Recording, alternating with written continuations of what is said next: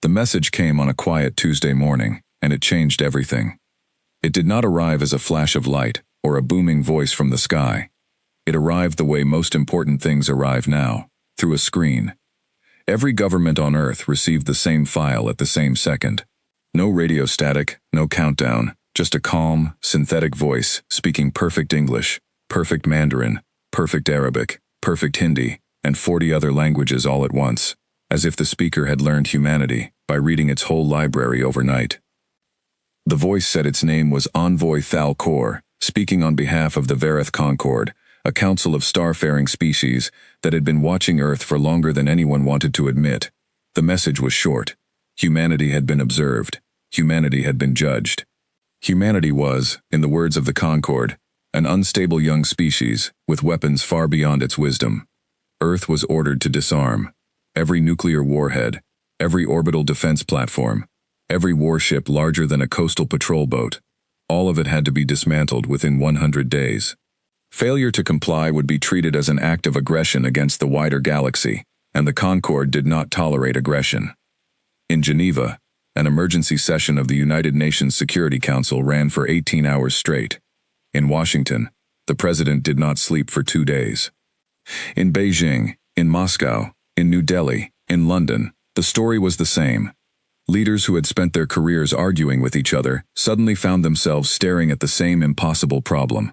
An alien species with technology no human had ever seen had just told the entire planet to give up its ability to defend itself, or be treated as an enemy of the galaxy. General Sarah Cole was in the room in Washington when the recording played for the third time. She was 51 years old, a career officer who had commanded carrier groups and briefed presidents, and she had never in her life heard silence like the silence that filled that room after the voice stopped talking. "They didn't ask," she said finally. "They ordered." The Secretary of Defense, a tired-looking man named Marcus Chen, rubbed his eyes. "They gave us a deadline, like we're a rogue state. 100 days. And if we don't comply?" They didn't say what happens. That's the part that scares me the most. Sarah Cole had spent her whole career preparing for enemies she could see. Nations, armies, even terrorist networks had faces, flags, motives you could study. This was different.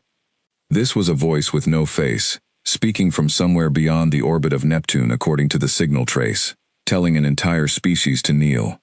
Across the world, the public reaction split in ways no one expected. Some people welcomed the order, tired of a century of nuclear fear, hopeful that this was the end of war itself. Others were terrified, certain that an enemy asking you to lay down your weapons was the oldest trick in the history of conflict. Governments, for the most part, said nothing publicly, beyond careful statements about reviewing the situation and consulting with international partners. Behind closed doors, something else was happening. Every major power on Earth began quietly reaching out to a woman named Dr. Elena Voss. Elena Voss ran a small research division, buried inside NASA's Jet Propulsion Laboratory, a division so obscure that most of her own colleagues at JPL did not know it existed. Officially, her team studied anomalous geological formations on Mars. Unofficially, for the last 6 years, they had been sitting on the biggest secret in human history. It started with a survey rover, one of dozens sent to map the Martian subsurface using ground-penetrating radar. In the Neely-Fosse region, the radar returns had come back wrong. Not wrong like broken equipment. Wrong like something was down there that should not exist. A structure, buried under nearly a kilometer of rock and red dust, with edges too straight to be natural, and a shape too vast to be anything humans had ever built. They called it the Foundry, mostly as a joke at first, because early scans suggested chambers that looked almost like factories, cavernous spaces filled with rows of shapes that could have been machines, or could have been nothing at all.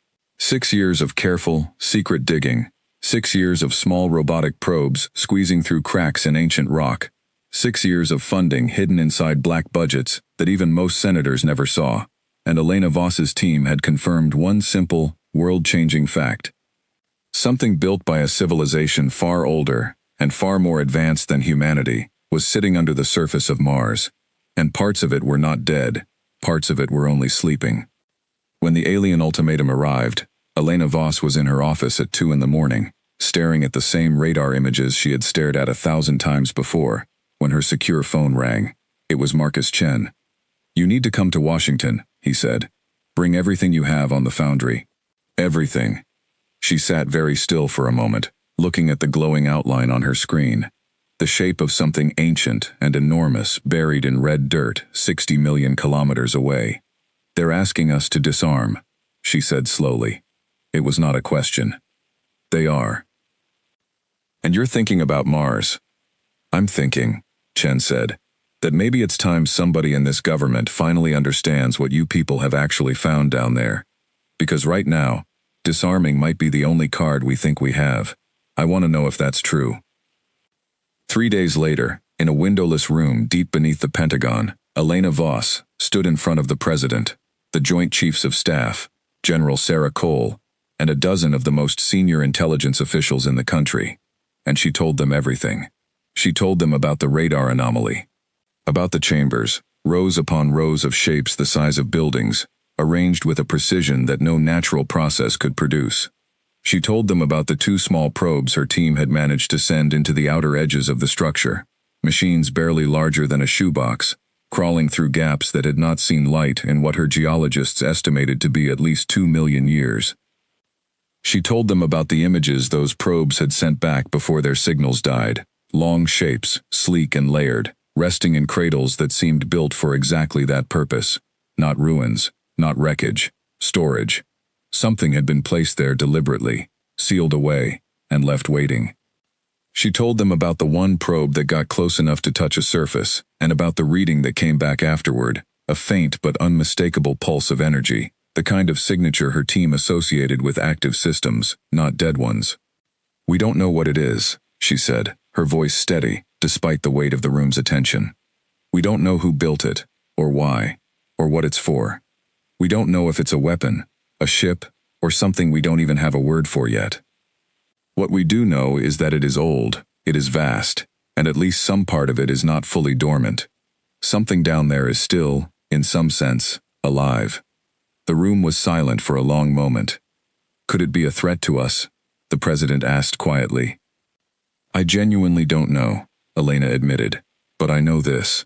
Whatever built that, they were capable of things we can't match. And it's been sitting under our feet this whole time, while a bunch of strangers from beyond Neptune just told us we're too primitive and too dangerous to be trusted with our own weapons."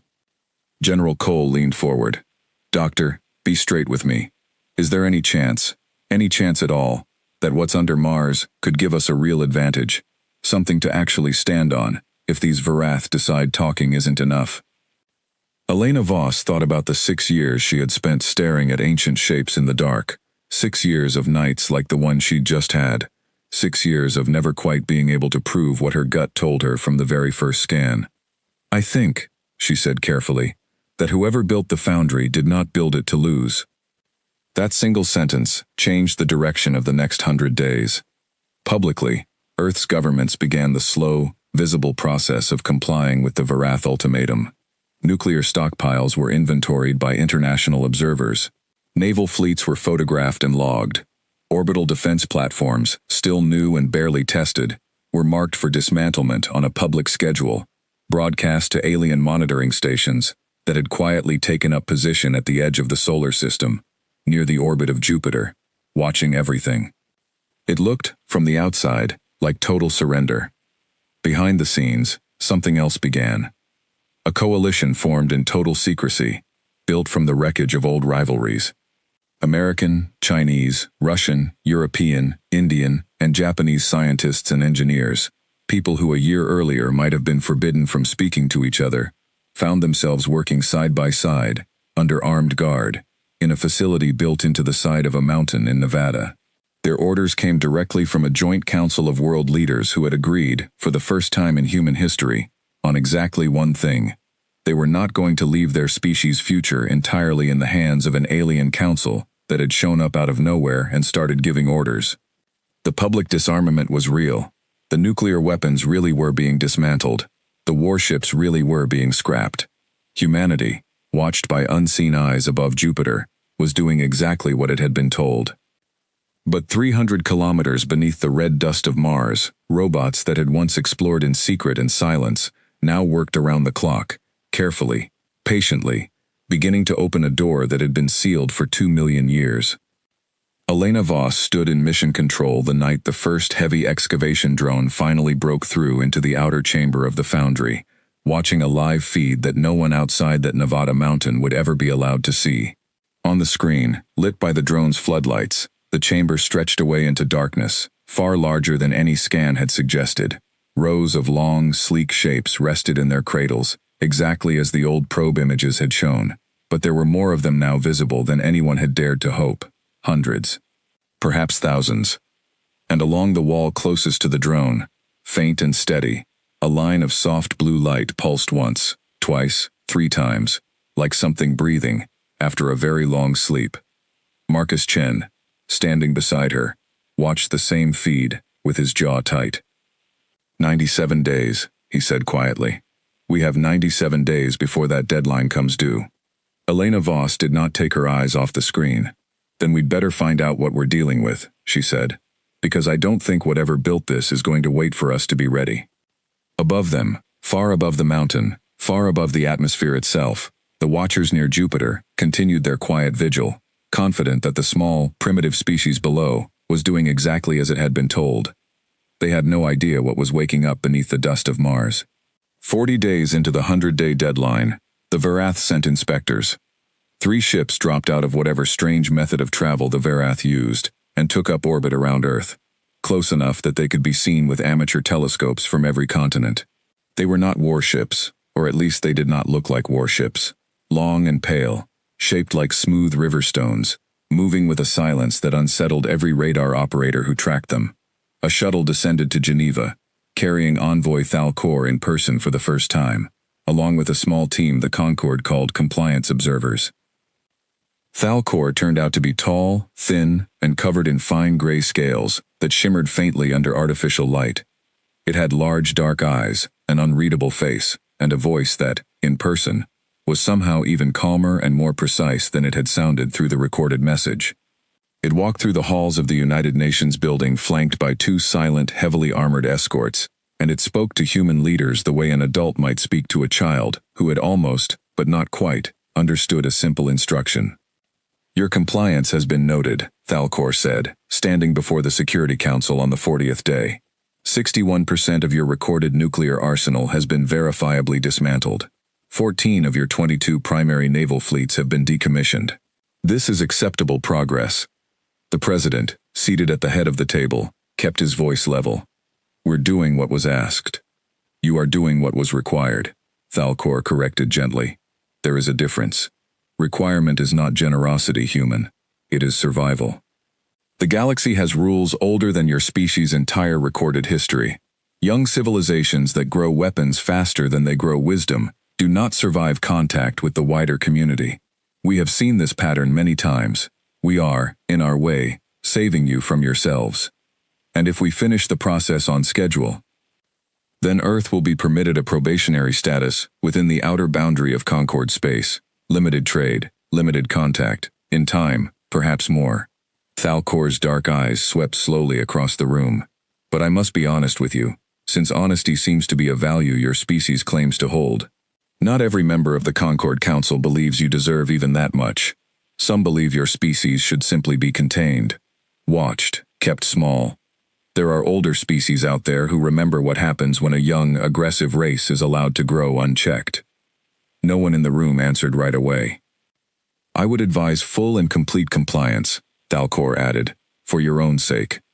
After the envoy left, General Sarah Cole sat alone with the president in a private office, the kind of room reserved for conversations too heavy for wider ears.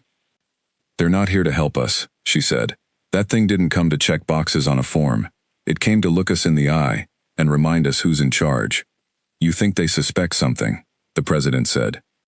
I think a species that can cross light years and read 100 human languages before breakfast probably has a way of counting warheads that doesn't rely on us being honest, Cole said. I think they know exactly how many weapons we've destroyed. I don't think that's what worries them. Then what does? Cole was quiet for a moment. I think they're worried about what they can't count, and Mars isn't on anybody's inspection list. Back in Nevada, the Foundry project had grown from a secret research team into something closer to a small underground city. Engineers worked in shifts around the clock. Physicists argued in 6 languages over whiteboards covered in equations that borrowed from human science, and, increasingly, from patterns found etched into the walls of the buried alien chamber itself. Elena Voss had not slept more than 4 hours a night in weeks, and she had stopped noticing. The excavation robots had, by now, mapped nearly the entire outer section of the Foundry. What they found defied easy explanation. Row after row of long, sleek shapes, each one roughly the size of a large aircraft, rested in individual cradles built from a dark material that no laboratory on Earth could identify. Careful analysis suggested it was not metal in any conventional sense, but something closer to a living crystal, grown rather than forged. More cautious probing revealed that many of the shapes were, in fact, ships. Small, single-pilot vessels, unmanned drones of unknown purpose, and larger craft that might have carried crews of a dozen or more, though there was no sign of any crew, alive or dead, anywhere in the chamber. It was as if the Foundry had been sealed the moment construction finished, a vault of unused potential locked away and forgotten by time. Deeper still, past the rows of ships, the drones found something else.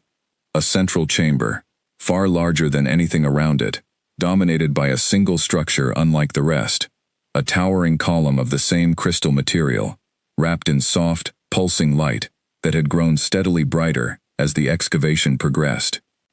Dr. Rajiv Anand, a young engineer, who had transferred from a Bangalore research post specifically for this project, was the one who first noticed the pattern in the light. He burst into Elena Voss's makeshift office at 3 a.m, tablet in hand, eyes wide. "It's not random," he said. "The pulses, I ran them through every code-breaking model we have. It's structured, repeating, it's a signal." Elena sat up straighter. "A signal to who?" "I don't know, but it started the day our first drone made physical contact with the outer wall. Before that, nothing. After that, this pattern, over and over, exactly the same. They brought in linguists, cryptographers, mathematicians from 6 countries, working in total secrecy, racing against the clock of a deadline that had nothing to do with any of this.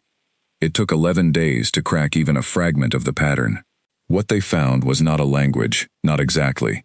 It was closer to a set of instructions, encoded in mathematics, simple enough that any species capable of spaceflight could eventually decode it, if given enough time and enough curiosity. The message, once translated as best they could manage, was short, almost shockingly so. "Sleepers of the 4th ring, awakened by contact, awaiting authorization, state intent." 4th ring, Elena repeated, staring at the words on her screen. What in the world is the 4th ring? Nobody had an answer, but 3 days later, a second message appeared, this one unprompted, arriving without any new contact from the drones at all, as if something inside the Foundry had made a decision on its own. "No authorization received. Default protocol active. Preparing for evaluation of custodial species." Marcus Chen, when he heard the translation over a secure line from Washington, went very quiet. "Evaluation," he finally repeated. "Evaluation of what?" "Us," Elena said. "I think it's talking about us." That same week, satellite tracking stations around the world picked up new movement near Jupiter. 2 additional Verath ships had arrived, larger than the first 3, moving with a purposeful heaviness that suggested something closer to a warship than a shuttle. The Concorde had not made an official announcement. They did not need to. Everyone who understood what those ships likely were, understood the message just fine. Sarah Cole stood in the war room in Washington, staring at the tracking display, at the 2 new red dots blinking steadily near the edge of the asteroid belt. "They're not waiting for day 100, she said. "They're building a presence early, in case we're slow to finish, or in case we try something." "Do they know about Mars?" the president asked. "I don't think they know what's there," Cole said, "but I think they suspect something. A species that reads us the way they seem to might have noticed we've been a little too calm about giving up our teeth." In Nevada, deep beneath the mountain, Elena Voss stood before a live feed of the central chamber, watching the pulsing light of the ancient column grow brighter by the hour. faster now than it had in the previous 6 years combined. Whatever had been sleeping under Mars for 2 million years, it was waking up. It wanted to know what humanity was. It wanted to know what humanity intended to do. And somewhere above Jupiter, an alien council that had ordered Earth to give up its ability to defend itself was quietly moving warships into position, just in case that order was not enough. Elena Voss turned to Rajiv Anand, who stood beside her, his face lit blue by the glow of the monitor. "We need an answer for that thing down there," she said. "Sleepers of the fourth ring. Whatever it is, we need to know what happens if we say the wrong thing." Rajiv did not look away from the screen. "And if we say nothing at all?" Elena thought of the second message, the one that had come unprompted, the one that spoke of a default protocol and an evaluation of the custodial species. "I don't think silence is an option anymore," she said quietly. "I think it already started without us." 60 days remained until the Verath deadline. No one in that Nevada mountain, and no one in the war rooms of Washington, Beijing, or Geneva, had any idea which clock was going to run out first. The answer, when it finally came, was not written by Elena Voss, or Rajiv Anand, or any of the scientists in the Nevada mountain. It was written by a joint council of world leaders, who argued for 3 straight days over what a young species should say to an ancient, awakening intelligence that had asked, in its own strange way, what humanity intended to do. In the end, the message they sent down through the drone relay was simple and honest, because nobody could agree on anything clever, and because Elena Voss argued, successfully, that a species old enough to build the foundry would likely see through a lie in seconds. "We are the custodial species of this world. We did not build what you are. We found you. We do not yet understand what you are for. We wish to learn, and we ask for time." The response took 4 days to arrive, longer than any previous exchange, as if something on the other end was thinking carefully, weighing more than words. "Time is acceptable. Threat assessment required. Provide context. State of custodial species external relations." Elena stared at that sentence for a long time before she understood what it was really asking. The Foundry did not want to know about Earth's cities, or its history, or its art. It wanted to know if humanity was safe, or if humanity was in danger. It wanted to know why a species finally advanced enough to reach it after 2 million years was, at that very moment, dismantling its own weapons on the orders of strangers from beyond Jupiter. So they told it. All of it. The arrival of the Verath. The ultimatum. The 100-day deadline. Now down to 53. The warships gathering quietly at the edge of the solar system. The very real fear that compliance might not be enough.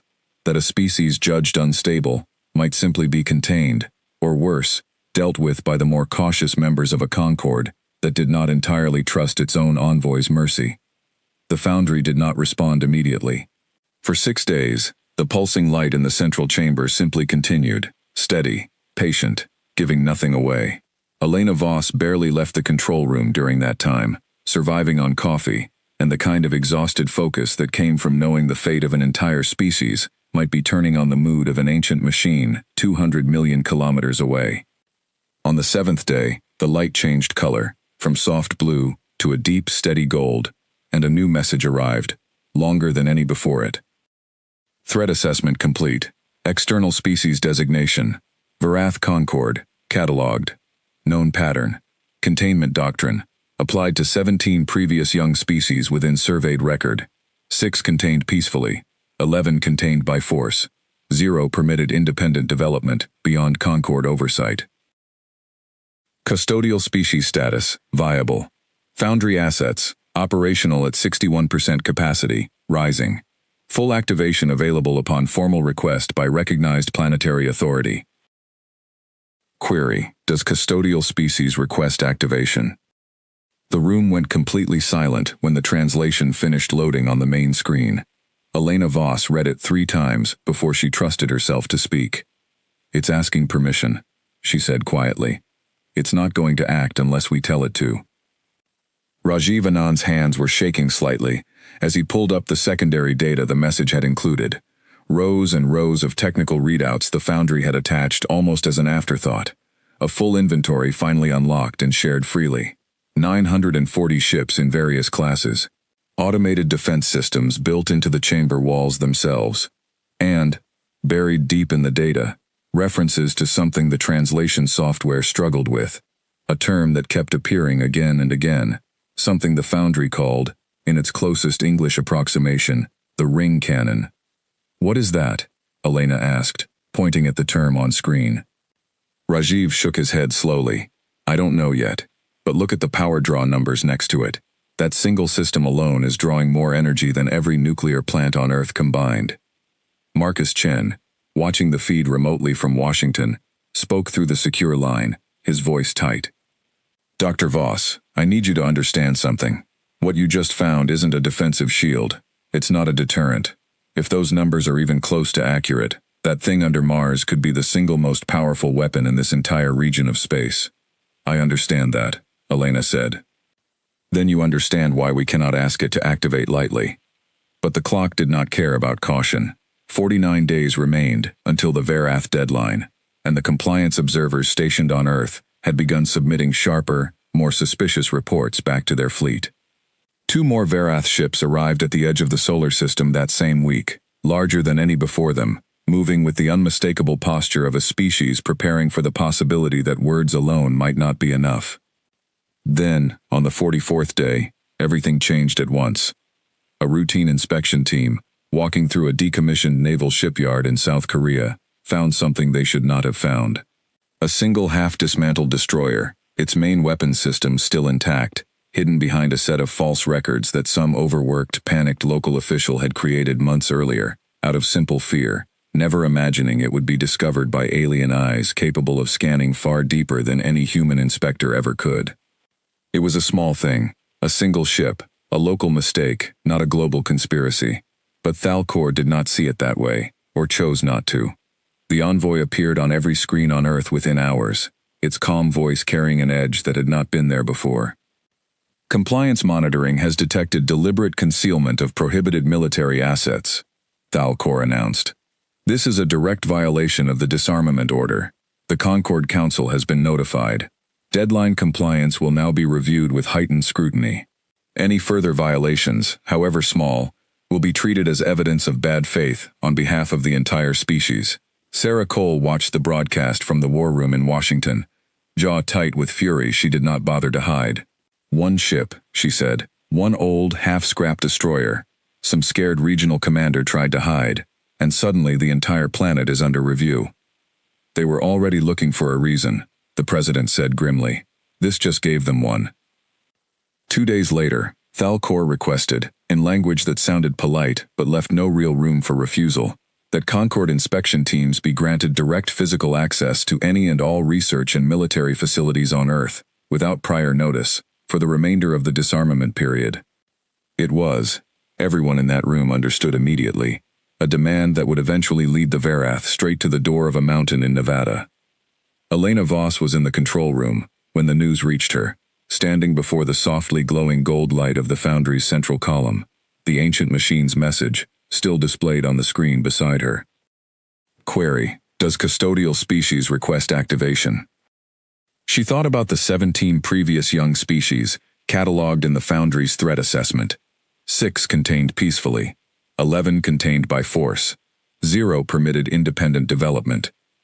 She thought about a single hidden destroyer in South Korea being used as an excuse to search every corner of the planet, and how long it would realistically take an alien species with technology like theirs to find exactly what was buried 300 kilometers beneath the red dust of Mars. She picked up the secure line to Washington. "Mr. Secretary," she said, "I don't think we have the luxury of taking our time on this decision anymore." Marcus Chen's voice came back low and steady. "What are you saying, Doctor?" "I'm saying that in a few weeks, maybe less, someone in a Verath uniform is going to walk into this mountain and ask us what's underneath it. And I don't think we don't know is going to be an answer they accept." She looked up at the glowing gold light, patient, ancient, waiting for an answer that only humanity could give. "I think it's time we decided, once and for all, what kind of species we actually want to be when that door finally opens." On the other end of the line, for a long moment, Marcus Chen said nothing at all. 42 days remained until the deadline. Nobody in that mountain, and nobody in the war rooms above it believed anymore that they would reach it without the world changing first. The Joint Council of World Leaders did not decide quickly, and they did not decide easily. For 11 days, while the clock on the Varath deadline ran down toward 30, presidents and prime ministers and generals argued through secure channels about whether to ask a 2-million-year-old machine to wake up an army no one fully understood. It was Sarah Cole, in the end, who tipped the balance, not with a grand speech, but with a single question, asked plainly in a room full of exhausted leaders. "If we do nothing," she said, "and the Varath find Mars on their own, what happens to us then?" Nobody had a good answer. That silence was answer enough. On the 55th day of the crisis, 29 days before the disarmament deadline, a formal request was transmitted down to the Foundry, through the drone relay, approved by every major government on Earth acting, for the first time in human history, as something close to a single voice. Custodial species formally requests activation. The response came almost instantly, as if the ancient machine had simply been waiting for permission it had known, on some level, would eventually arrive. Request acknowledged. Activation sequence beginning. Estimated completion, 11 days. Elena Voss stood in the control room and watched the gold light in the central chamber flare suddenly brighter, spreading outward, through veins of crystal material that ran through every wall of the Foundry, like circulatory vessels finally carrying blood again, after 2 million years of stillness. Across the entire underground complex, the sleeping ships in their cradles began, one by one, to hum with quiet, steady power. Rajiv Anand watched the readouts climb on his monitor, his voice hushed with something between awe and fear. "It's actually happening," he said. "It's really waking up." What none of them knew, not yet, was that the Varath were about to run out of patience at almost exactly the same moment. 3 days into the Foundry's activation sequence, a Concorde inspection shuttle, without warning, and without the courtesy Thalcor had shown in every previous visit, descended toward Nevada. Human air traffic control had no ability to stop it, and no time to try. It set down less than 2 kilometers from the mountain's hidden entrance, and a small team of armored Varath soldiers began advancing on foot, scanning equipment raised, clearly searching for something specific. Sarah Cole received the alert at 4 in the morning, and was in the situation room within 11 minutes, still buttoning her uniform jacket. "How did they know to look here?" she demanded. "We don't know," an intelligence officer answered. "Could be satellite thermal readings. Could be a leak. Could just be bad luck. Doesn't matter now, General. They're at the door." On the ground in Nevada, the base's small security detachment, human soldiers armed with nothing more advanced than conventional rifles under the terms of the disarmament order, found themselves facing armored figures with weapons that hummed with barely restrained energy. For a long, terrible moment, it looked as if the first true conflict between humanity and the Varath was about to begin in a stretch of empty desert, over a secret that was not even close to finished waking up. It was Elena Voss, of all people, who walked out to meet them. She had no weapon, no armor, nothing but her research badge, and the calm, steady voice of someone who had spent 6 years talking herself through discoveries too large to fully comprehend. She raised both hands as she approached the lead Varath soldier, and she spoke slowly, clearly, in the same tone she might have used to calm a frightened animal. "There's no need for this to become violent," she said. "I am a scientist. I would like to speak with whoever is in command." The lead soldier did not lower its weapon, but it did pause, clearly relaying her words to someone above it in the chain of command. A few tense minutes later, a familiar shuttle descended beside the first, and Envoy Thalcor stepped out personally, flanked by its usual armored escort, its dark eyes sweeping across the desert landscape with an expression that, for the first time, looked almost uncertain. "Dr. Voss," Thalcor said, recognizing her from the earlier diplomatic broadcasts. "You are a considerable distance from any laboratory listed under your name." "This is my laboratory," Elena said simply. Thalcor's gaze moved past her, toward the sealed mountain entrance behind, and something in its posture shifted, subtle but unmistakable. "Our sensors detected an energy signature originating from beneath this location 3 days ago," the envoy said. "A signature that does not match any technology known to your species. I require an explanation." Elena took a slow breath. She had rehearsed 100 versions of this moment in her head over the past several nights, and every single one of them had led to this exact choice. "We found something," she said honestly, "under Mars. Something that was left there long before either of our species existed. We didn't build it, we only found it, and woke it up, because your council gave us 100 days to give up our ability to defend ourselves against threats we didn't fully understand yet, and we decided we needed to understand this one first." Thalcor was silent for a long moment, its large eyes fixed on her, unreadable. "You are telling me," it said slowly, "that beneath the surface of the fourth planet in this system, there exists an active, non-human technological asset, previously unknown to the Concord, which you have deliberately activated." "Yes," Elena said. "Do you understand the severity of what you have just admitted?"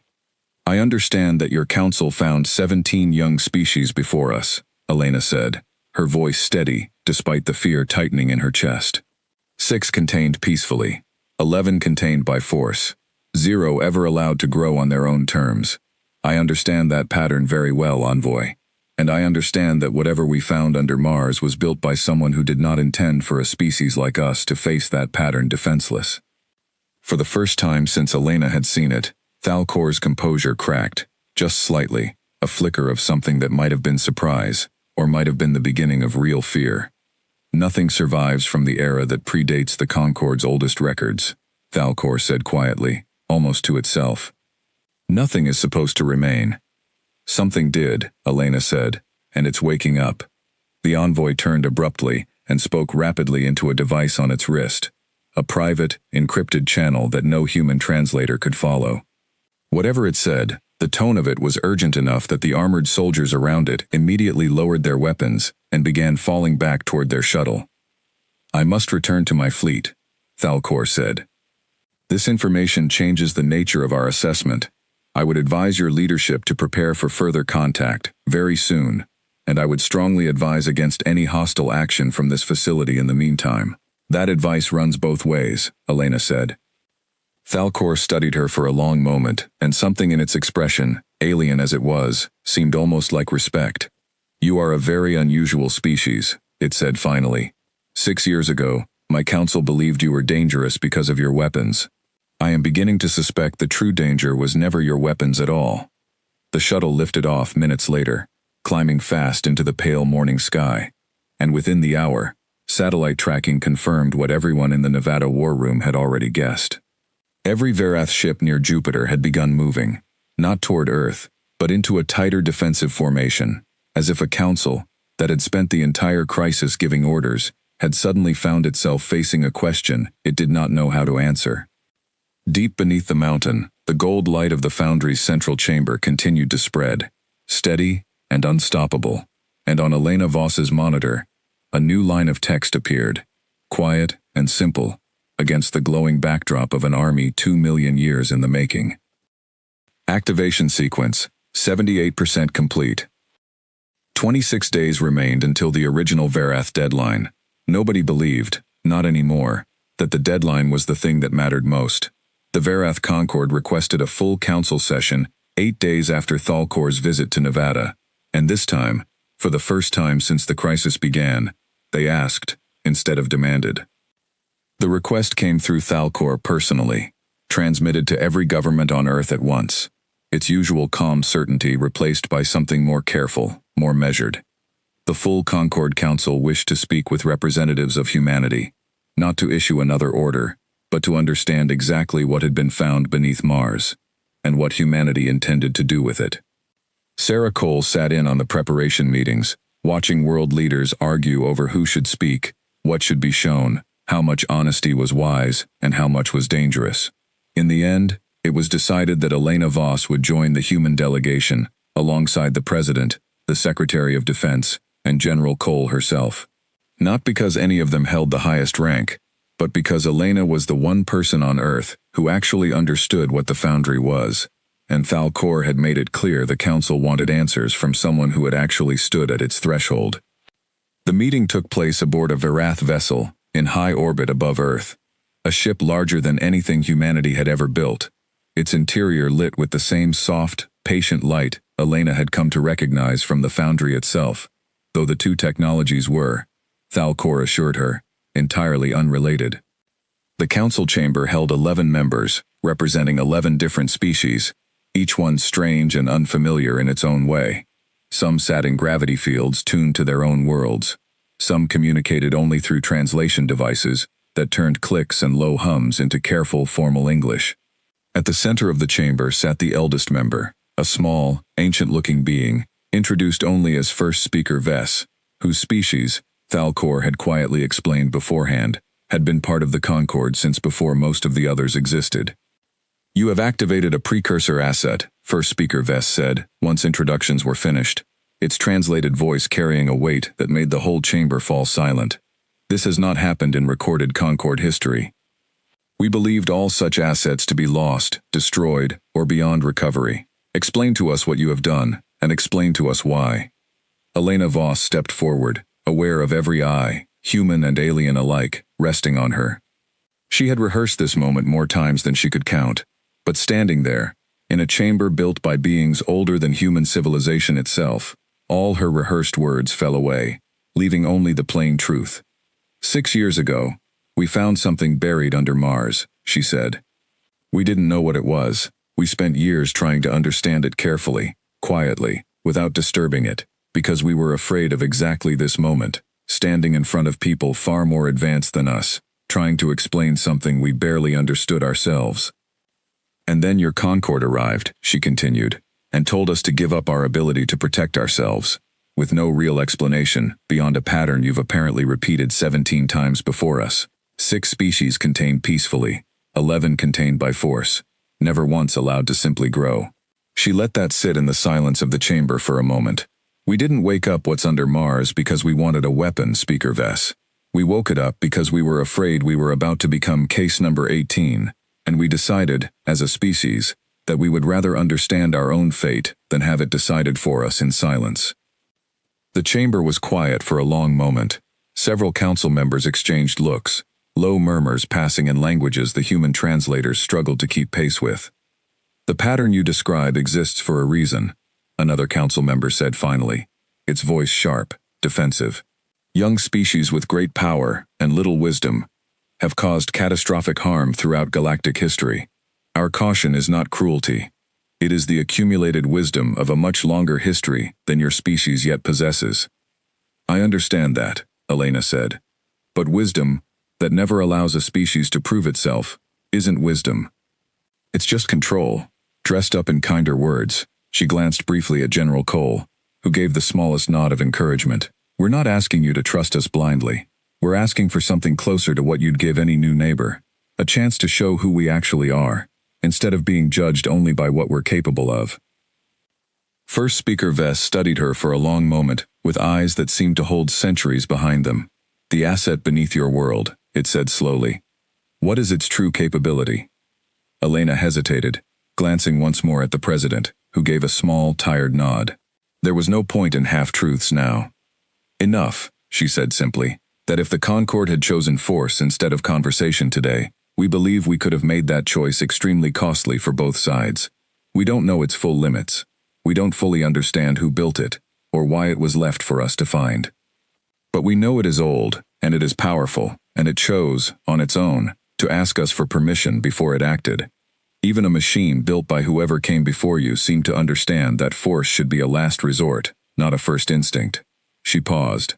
"We'd like to believe that's a lesson worth learning from, for all of us." The silence that followed stretched long enough that Sarah Cole found herself holding her breath. It was Thalcor, finally, who spoke into that silence, standing from its place near the council's edge, addressing its own leadership directly for the first time since the crisis began. "I have observed this species for the length of this crisis," the envoy said. "I have watched them comply with an order that cost them everything they believed protected them, even while quietly seeking their own answers, rather than simply accepting our judgment. I have watched their scientists walk unarmed toward armed soldiers to prevent bloodshed. I do not believe this is the profile of a species that seeks conquest, Speaker Vess. I believe it is the profile of a species that has simply never been given the chance to prove otherwise." First Speaker Vess considered this for a long moment, then turned its ancient gaze back to Elena Voss and the small human delegation standing before the full council. The Concord's disarmament order will be suspended, it said finally, pending a formal review of your species' status. This is not full trust. It is not full membership. It is, however, the chance you asked for, human. Use it wisely. History suggests few species are given a second opportunity to demonstrate what they truly are. We understand, the president said quietly, stepping forward beside Elena. And we intend to earn whatever comes next, rather than simply be handed it. The meeting ended, not long after, without ceremony, without triumph, only the quiet, careful beginning of something that would take years, perhaps decades, to fully understand. As the human delegation returned to Earth, descending through the atmosphere in a Verath shuttle, offered, for the first time, as a gesture of goodwill rather than authority, Elena Voss looked out at the blue curve of her home planet and felt, for the first time in 6 long years, something close to hope rather than fear. Beneath the red dust of Mars, the Foundry's activation sequence reached 100% completion 3 days later, its long sleeping fleet finally fully awake, resting patient and ready in the dark, no longer a secret, no longer a fear, but something new entirely. A choice, quietly made and quietly kept, by a species that had once been ordered to disarm, and had instead chosen to understand its own strength, before deciding what kind of neighbor it wanted to be among the stars.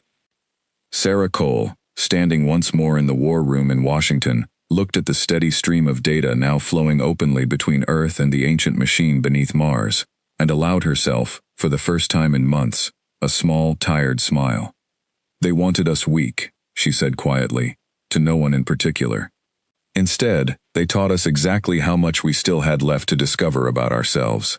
Outside, above the mountains and the deserts, and the quiet, sleeping cities of a world that had no idea how close it had come to losing everything, the stars continued turning, patient as they had always been, waiting to see what humanity would choose to become next.